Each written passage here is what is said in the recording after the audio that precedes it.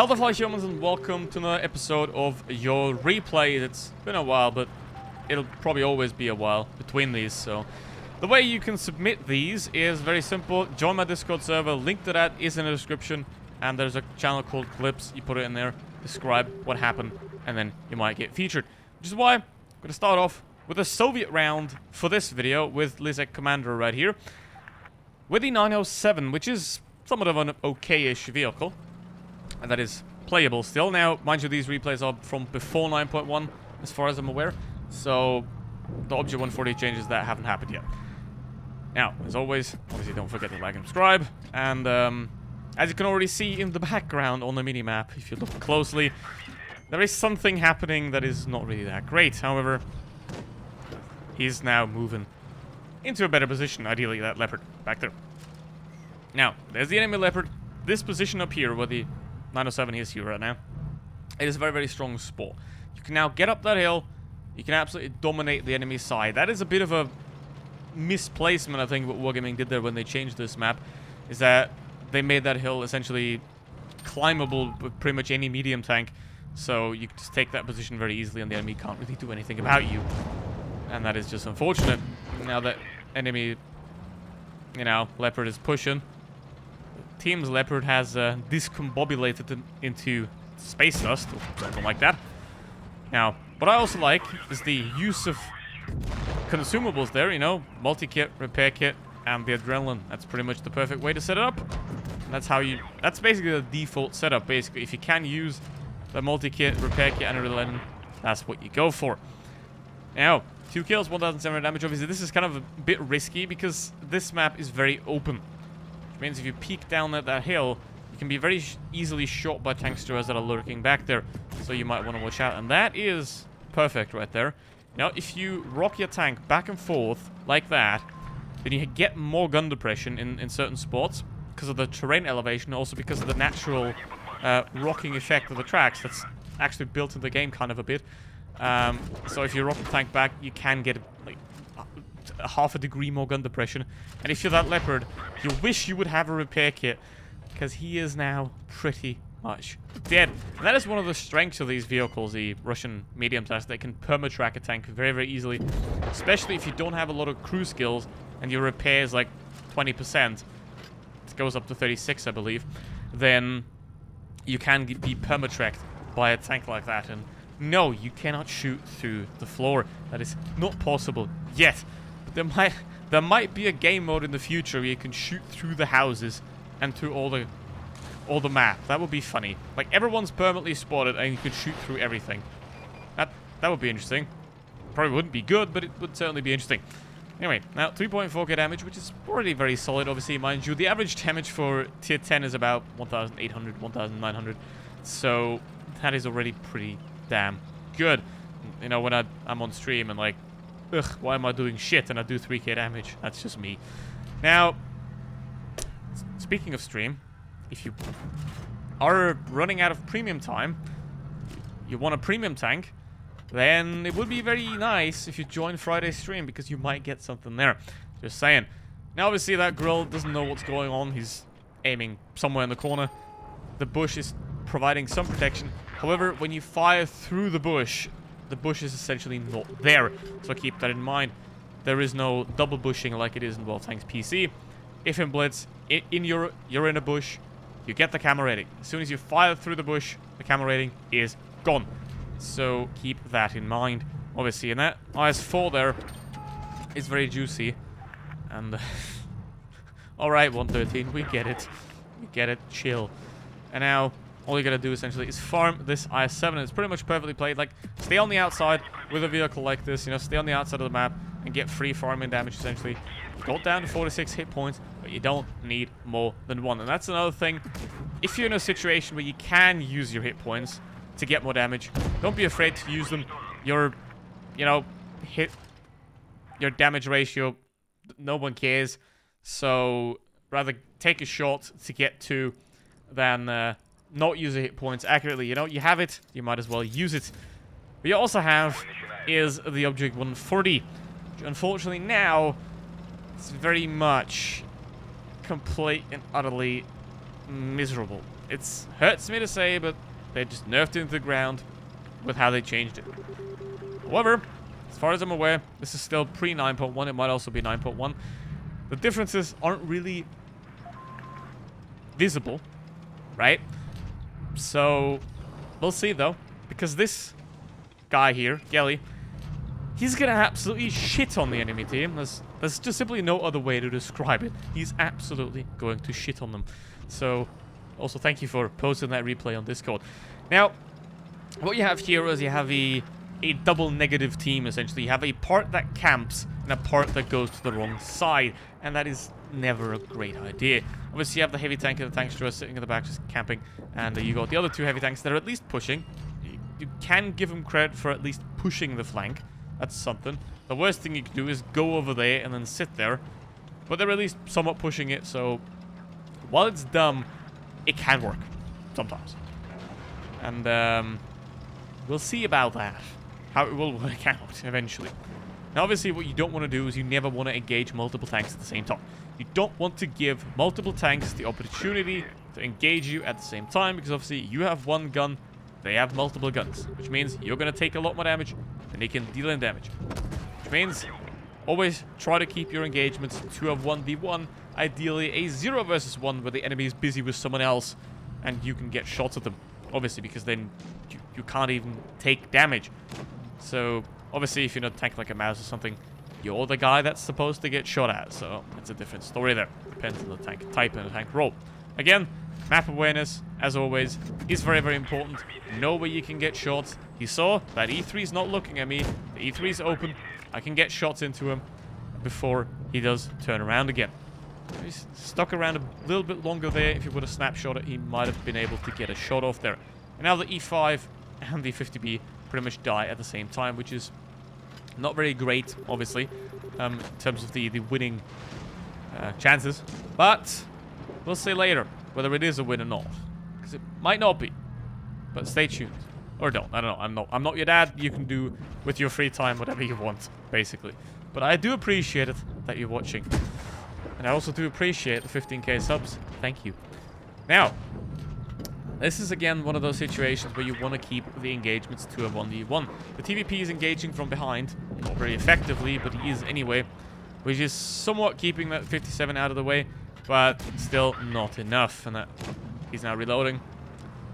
The easiest way to kill an autoloader is to wait for it to unload and then kill it. And that's exactly what it's done there. Now, 1000 HP, 3000 damage, that is already pretty damn solid right here. It's 4 versus 4. 2 of them are one-shots though. We already saw earlier the VK is very, very healthy. The E3 is not really that healthy. And the 1-2-1 are not having a great time. So, it should be pretty easy, right? However, that 1-2-1, he might not having the greatest times, but he is getting a pretty good kill. And here the problem is, you gotta know, is that E3 reloading or not? You know, always look what's happening. The E3 just shot, right? Now you can push him. You know, his reloads, 16, 17 seconds, something around that, with the buffed alpha damage, which means you got plenty of time to push him now. Now, the 4v3 has turned into a 1v3 right here. It's obviously not very nice. Now, what the enemy should do here is group together and push at once, or in this case, the VK stay behind the ridgeline right there, so that if Gelly drops off, the VK can simply shoot him while he's dropping off. However, what the VK is doing now, they're going together, which allows him to escape, which is in this case not what should have happened. The VK should have stayed behind, because then if he drops, the VK can get a shot, maybe even with HE, and he's gone. And now the object made a pretty big mistake there. He just went charging in without any help from the VK, and that is obviously a very big mistake to do if you're in a situation like that. You want to either split up in a way that it makes sense, right? You want the VK to be the one that gets pushed because the object can run after, obviously. Like, the object can run after the VK, but the VK can't run after the object, which means essentially the VK has to be the first one to engage, given that he's also the healthier one. Now, 5,500 damage against a no camo VK. Now, there are a couple of signs to see whether someone's not a good player. That play right there that he's done kind of shows that he's not great, because he's not quite aware. Now, this might have been a bit of a mistake, just rushing in there, taking a shot. That's not really the best idea to do there, obviously, because you want to, obviously, out-trade the guy. You want to get close, right? Circle him, all that kind of stuff, but if you charge right into his face with a vehicle that essentially has no front armor, you're gonna get pinned. That's a pretty precarious situation right here with 65 HP, which is essentially an HE round away from death, and WJ-140 doesn't really have a lot of gun depression either. Not enough that you might want, so dancing around this rock is not the best idea you can do. Now, the VK just misses and screws it up. I decides, I gotta push this guy. I gotta get up close, because obviously, if you peek him, he has the advantage. He only has to shoot once. The object has to peek multiple times. And now, that's... Yeah, you don't want to get rammed by a heavier tank, especially if you're very low on HP. And especially the VK is doing it quite nicely. It's reversing into a spot so that Gelly can't get around him and obviously tracks him. And now he has a chance for the VK to kill him. However, he completely screws it up. And now, absolute balls right here to peek out again and win it on the last shot. Now, they tried. The VK tried. But overall, very well played. 7,800 damage, which is an absolutely insane value, right? That's crazy for an object. I think my highest is like 8.2k, but how to get a game like that relies on essentially 3 factors: skill, luck, and enemy stupidity. Unfortunately, if your own team is also stupid, that is not going to go very well. Now, we had 2 tier 10s, now we got a tier 8 in a T44. I actually recorded this, like, the game. Like, basically the way I do these videos is I pop up with the replays, I do something else. Once the replays are recorded, I don't see them. And then a couple of days later, I do this. So, yeah, I'm watching it. It's too complicated. Anyway. Now, so I currently... He'll write something in chat, I'll find out what his name is. Probably. Anyway, thank you for sending in the replay as well. The Tiger is doing a great job at exposing himself to the enemy and giving the enemy very free damage. So that is absolutely beautiful there. Now, the T-44 is pretty much quite a bad vehicle. However, it doesn't really matter how bad a tank is. If the player is good, it can be made to work. Right? That can work. However, some tanks just perform worse than others. The T-44 one of those that it can work, but normally it doesn't. And that's obviously not great. And I wouldn't really recommend the Soviet medium line as it is currently. The T-54 is still pretty cool, but I would kind of stay away from them right now. Now again, the 0 versus 1 approach. Stay out of the line of fire, let your team deal with the inconvenience of getting shot, and you're the one that takes back the damage, right? The thing is, if you're not a great player, if you're an average player, you play with a team, right? Rely on your team, and you try to get damage that way. However, if you know that you're most likely the best player on the map, you can play a bit differently, right? Because you have all the awareness, ideally, and you know where everyone is, you know what's going on. So you can kind of like meat shield your team a bit, obviously not actively, but you know, enough that you're not the primary target of the enemy team. That's the whole point. If you're the primary target of the enemy team in a medium tank like this, you're gonna get shot, you're gonna killed, you're gonna die. That's not good. Now, what you want to do is you want to ideally stay in a position that gives you shots without getting shot, and that is for long as possible. If you gotta use your hit points, you use your hit points, obviously. Like, for example, when there's a one-shot guy in front of you and there's an enemy guy that's on 300 HP, you go in front of your one-shot guy, you let the one-shot guy live, get rid of the other guy. Boom. Stuff like that. But what I'm talking about is not like you throw your team under the bus deliberately, but it's you let them throw themselves on the floor and you just don't break. Which is not great, but it works very well. And that's essentially how you have to do it, right? Because if you're always the one engaging, you're always the one fighting at the front, it might be fun, it might be great, but it is going to get you shot, it is going to get you killed a lot easier than if you were to hang back a little bit.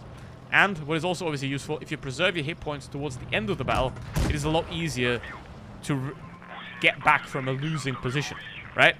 Now, if you're on 200 HP now, you're lost. However, if you're not on 200 HP, if you're on full HP, it is a lot easier to win that. Now, Annihilator and IS-5. You know where both of them are. The primary target right here is the Annihilator. All the team are dead. You still got the hit points. The team's done a pretty good job at getting rid of the enemies. Done 3k, and the little that is doing a pretty good job here. And now all you gotta do is get rid of the IS-5. Now, you know IS-5 higher alpha damage, which means you have to trade 2-on-1. Because if you trade 1v1, he can actually still win this. He needs 3 shots, you need 3 shots if you high rolls. So, that's not great, obviously. Side scraping a T-44 is a bad idea.